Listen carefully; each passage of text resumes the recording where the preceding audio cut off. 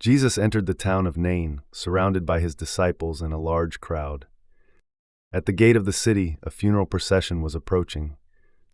A young man had died, the only son of a widowed mother. Her heart was broken, her tears heavy with grief. Jesus looked at her with compassion. He said gently, "Do not weep." Then he stepped forward and touched the coffin. The crowd stopped, watching in silence. Jesus said, "Young man, I say to you, arise." At once, the dead man sat up and began to speak. Gasps and awe filled the crowd. Jesus took him by the hand and gave him back to his mother. Tears of sorrow turned to tears of joy. The people praised God, saying, "God has come to help his people." Word of this miracle spread throughout the region. The widow's life was changed forever, and hope was restored where there had only been grief.